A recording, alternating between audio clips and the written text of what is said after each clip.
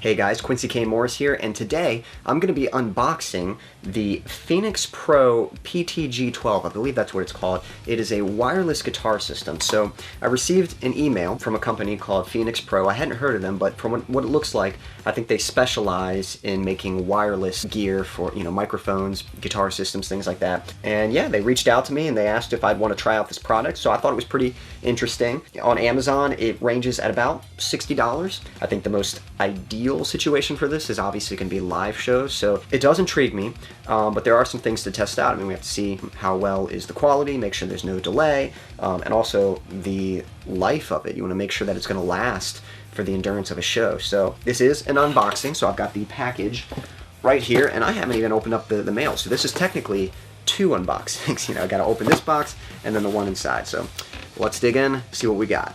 I wonder if anyone's ever stabbed themselves or cut themselves in an unboxing. I could very much see how that could happen. Let's not do that now. Might make for good content, but I'm not that desperate. All right, layer one complete. Oh! All right, so here's the box right here.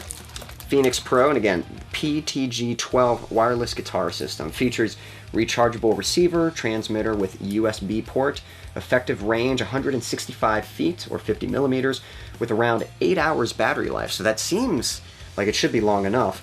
I had kind of pre-checked it out, and some people were saying the battery life wasn't that long, but maybe they didn't charge it fully or didn't charge it out of the box or something. I don't know. So we'll have to test that out. 20 selectable channels, minimal noise and latency, support up to 5 devices working at the same time, simple plug and play setup. So cool. So let's go ahead and get into this here. All right. Oh, it's like kind of got like a magnetic thing. That's kind of cool. It's not just a box. That's actually kind of cool. It's like a nice little case for it. So that's nice. Got some manual stuff here, so I'll have to check that out. And here is the product. So it comes with the USB cable. Might be 2 USB cables. All right, and then here are the transmitters. These little baggies here. So there's the device. Looks like this. You just pull out. So that'll go in one end. I was confused because I was seeing 3 ends, but I was like, wait, 3? That's what is it? So I think it's one USB plug-in with 2 outputs so that you can plug them up and charge them both at the same time. So that's handy. And as far as I can tell, okay, so there is a difference. So I'm not sure if it matters which one goes in which end, but both of them have a set button, but then this one has a frequency button, and you can add or minus the frequency. This one has the volume, add or minus volume. On the other side, both of them have on and off, so okay, cool. All right, so I'm gonna mess around with this a little bit. I'll try to get it set up with my studio rig here, and let's see what we get. 2 hours later. Okay, so I've been charging these devices for a little while. There's a little red light that comes on. I don't know if it changes colors eventually, but I've had it charging for about a good hour and a half or so right now. So hopefully that's enough. Supposedly, it's got 8-hour battery life. I don't know if it takes 8 hours to charge it fully. Hopefully not. So I'll have to do a little bit of research, a little bit of testing about that. But hopefully it is good enough. Let's give this a shot. Okay, it says we're going to turn on the receiver and then connect it to whatever it is you're connecting it to. So I'm going to plug this in here. Okay, next we're going to turn on the transmitter, and it says press either frequency buttons on the transmitter to begin frequency channel pairing. Once the pair is completed, the RF light on the receiver will show green. So if there's a light on the receiver, I'll check that and it should show green. So let's give this a shot. Okay, well the light is green. I mean, all I did was it said to press either of these, so I hit one and then I hit set and the light's green, so let's see if we're good to go. So I'm plugging this into my guitar. Let's make sure we're still looking good. Okay. All right, here's the moment of truth, turning the volume up. Wow, I gotta admit, that's kind of cool. All right.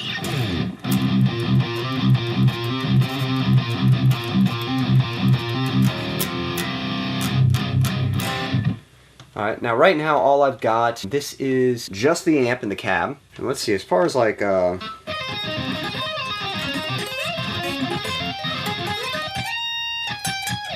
I feel like I can play okay. I don't think there's any kind of delay or latency. I think it's pretty good. But at the same time, I don't know, it's kind of weird. I don't know if I'm like hearing the strings as I'm playing. So I do think I'm going to compare it with the instrument cable. Let's try something else real quick. Alright, so here's a setup I would actually use for a live performance. That sounds pretty good.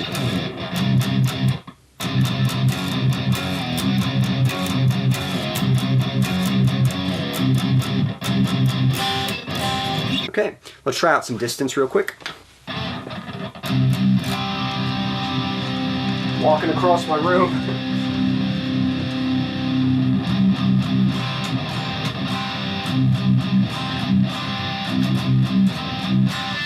I'm not sure how far that is. It's got to be like at least 15 feet, maybe 20. I don't know. It's not like a huge room, but definitely longer than you could go with just a cable, and as far as I could tell, still coming through pretty good.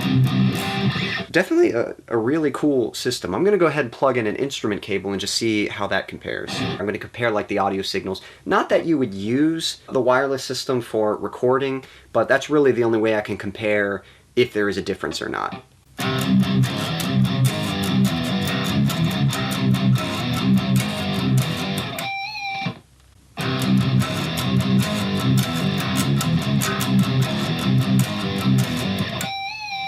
Okay, so just a couple things I noticed playing back to back. I do feel like there's more low end, but I'm also noticing that the signal levels are way huge, so that might be where the volume comes in. I might need to turn down the volume. So here's the DI of the instrument cable. And the other DI. Yeah. So that's like way too hot. Alright, gonna try it again. I think I've got better levels this time. Let's give it a shot.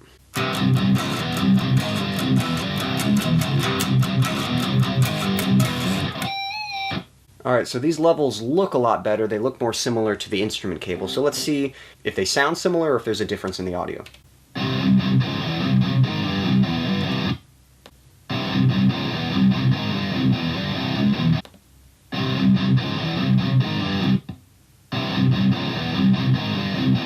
Okay, so to be honest, there might be some subtle differences, but it's kind of hard. Like sometimes I think the transmitter has a little more bright end or a tighter low end, and then sometimes I think the reverse. Sometimes it sounds a little more woofy or a little muddier. And, you know, honestly, that could just be the performance, maybe the way I played it. Who knows, there's a number of factors. But the main thing is they're pretty similar, like they're very close. And this is obviously working, it's obviously doable.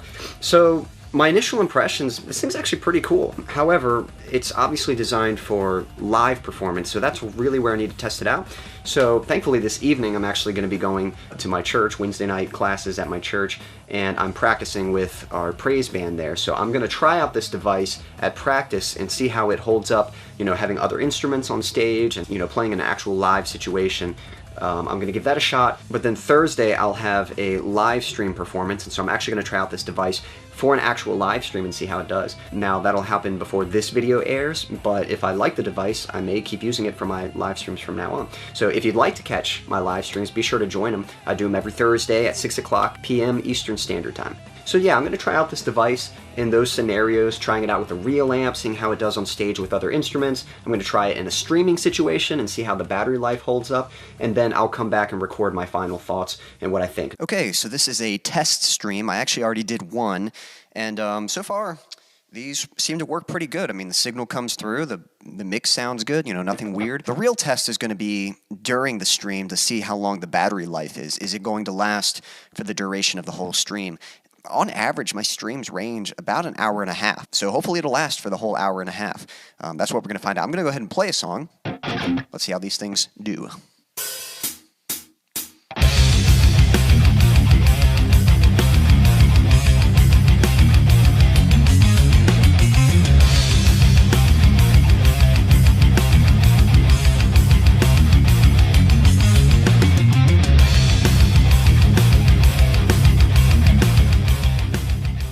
So, I mean, yeah, they sound good, you know, they play fine, but so far, I don't really have much bad to say, especially for the price point. These things are pretty awesome, so we'll see how they hold up for the stream this evening.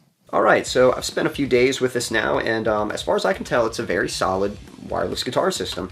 I'm going to talk about a few of the different features and the things that I encountered and my thoughts about them. So let's talk about the battery of this thing. So I noticed that when you plug it in, this light will turn on while it's charging, and then I think when the light turns off, that means it is fully charged. That was my understanding of it, at least, and seems to work just fine. So it comes with a cable. One end is a USB, so you can plug that into your laptop, or if you've got a phone charger with a USB adapter or whatever, you just plug it into that. It splits off into two outputs, so you just plug it into each one, and that way you can charge both of them simultaneously, so that's very nice. I'm not sure how long it takes to charge, but I mean, that shouldn't really be an issue. As far as how long the battery life lasted, I mean, I used it for the stream, and I was able to get through the whole stream, and I had played some before, so it definitely lasts for at least 2 hours or more, and probably longer than that. I didn't test how long it lasts fully, but I mean, that's enough time for me. It depends on what kind of gigs you're playing, but for me, that's enough time to play, and then just like your phone, just plug it in, let it charge, and when it's fully charged, you're set up for the next event that you need it for. So yeah, I think it's fine, and I'm not sure, you know, how long the total battery life is. Any device like this, the battery life is eventually going to die, and what'll happen is you'll charge it, and that battery life will get shorter and shorter, and once that starts becoming an issue, then that's when you might look into getting another device. But even in the case, you should have enough time to decide, would you get these guys again, or would you look into another wireless guitar system, you know? But we'll talk more about that in a second. But I think the battery life is sufficient as far as I can tell. I think it works just fine, and didn't really have any issues with it. Now, during practice with the Praise Band, talking a little bit about the signaling. So the first test that I did here, I was able to visually see the signal through recording. When I recorded with an instrument cable, I could see what a proper signal looked like, and then when I recorded with the wireless system, at first the audio waves were very big, and so I realized that needed to be adjusted, which you just simply do with the volume here. You just, if the signal's too hot, you turn it down. If the signal's too quiet, you turn it up. But there's no meter on here. There's no way to kind of tell like what your signal is and what it should be. But what I noticed was if the signal's too hot, your tone is going to be maybe a bit too distorted. If you're playing through distortion, it's going to sound a bit overcompressed and a little too distorted, not really pleasant. So that's a good sign that you've probably got too much signal, so just turn it down a little bit. If the signal is too weak, then that's how the tone's going to sound. The distortion's going to be kind of weak, and you're going to get kind of this weird, kind of thin, clean tone with a little bit of, yeah, just weak distortion. That's the best way I can describe it. And if that's the case, just turn it up a little bit. So find that sweet spot where it sounds pretty balanced, and you should be good. So I really don't think it's that big of a deal. Like, yeah, it'd be nice to have like a meter to get it exact, but you can kind of earball it. You just kind of find the sweet spot where it sounds best, and you should be good to go. Now, while I was playing with other musicians through a PA system, I did notice these occasional soft bursts of fizz. Every now and then my monitor would just go just like that, just a really short little kind of thing. And talking to my brother-in-law, he's got a little more experience with live gear than I do, and he's worked with wireless systems before. I don't know if he has for guitar, but for like mics and stuff. And he said, yeah, that's the wireless system, but you can probably fix it just by changing the channel. So what frequency you're on, what channel you're on, and then you sync the two together. So I think with more experimentation, you can just find the best channel for that scenario and eliminate those bursts of fuzz. That was the only situation I dealt with that in the studio, and during the live stream I never dealt with those bursts of fizz or anything like that.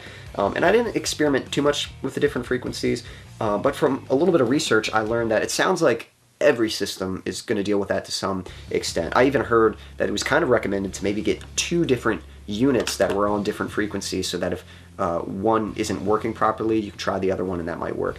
So it sounds like there's always going to be some limitations when you're dealing with a wireless situation. And so as far as I can tell, I mean, it wasn't completely disruptive, wasn't completely distracting. I think it worked just fine. And again, trying out those different channels, I think you can resolve that issue.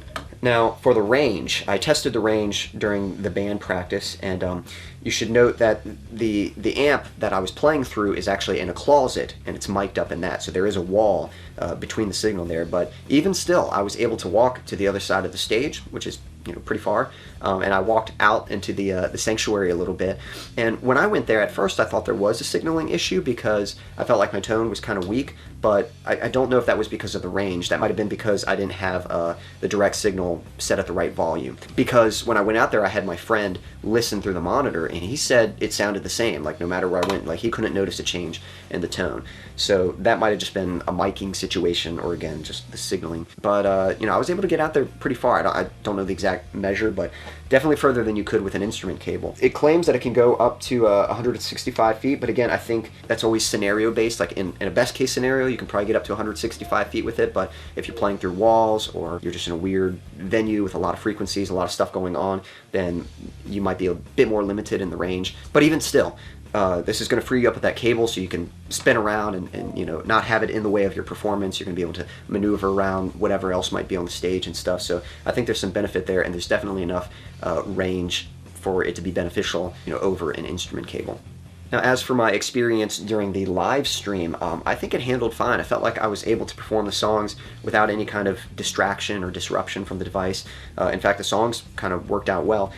Every now and then, there would be this occasional, like, weird little blurb, and it's kind of hard to describe, but just something where there'd be, like, a disruption in the signal, like a note wouldn't fully come through or something like that. But again, that was pretty few and far between. It wasn't anything too distracting, and, you know, I don't know if that was just because I was streaming. I don't know if it was because I could have selected a better channel. You know, there could be a few different reasons for that. So it kind of depends on how picky you are. If you, like, want it to be absolutely pristine, you know, I don't really know how this compares to other devices. I don't know if there are devices out there that are flawless and you couldn't tell if you were plugged in directly or playing through a wireless system, or if that's always going to be the case, if there's just always going to be an occasional disruption in the signal from time to time. But like I said, you know, I was able to get through the whole stream just fine, and I think anyone watching, I don't think they were distracted by it or commenting on it that much. And then again, just one last little thing I will say, I really do like the packaging. The packaging is basically a case for it, and that's actually a really cool way to package things. It's like, usually the package, you open it up, you throw it away or whatever, but this, it's like, this is the case. You're going to want to hold on to this because it's just an easy way to just pop the devices in there. It's magnetic, so it holds tight, and then you just fit this in your guitar box, so it's a really easy way to transport the devices and stuff. So that's not like superly beneficial, but I think that's a nice little detail that I really appreciate. All in all, keep in mind that these are just under $60, so for the price, I think they work quite well as far as I can tell. Again, I'm not super familiar, but from what I looked up, most devices are over $100, even in the $200 range.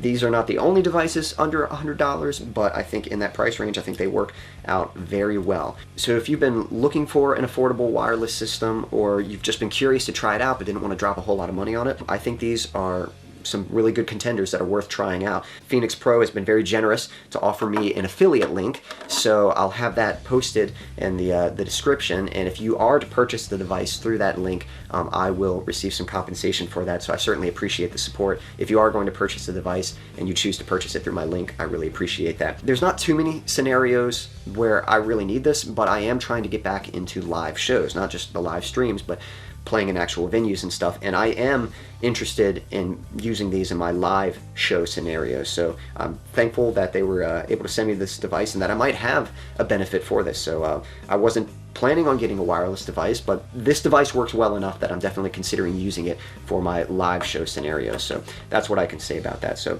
hopefully you found the situation if you found the video interesting. I appreciate you guys watching. Let me know if you have any questions. Leave them in the link in the description. And the link, oh my gosh. Outros, am I right? Okay. Thanks for watching, guys. I really appreciate it. If you have any questions, leave them in the comments down below. Don't forget to like and subscribe and all that fancy stuff. Again, if you want to purchase this device, there's a link in the description that you can find there. That's all I got for you today. Until next time.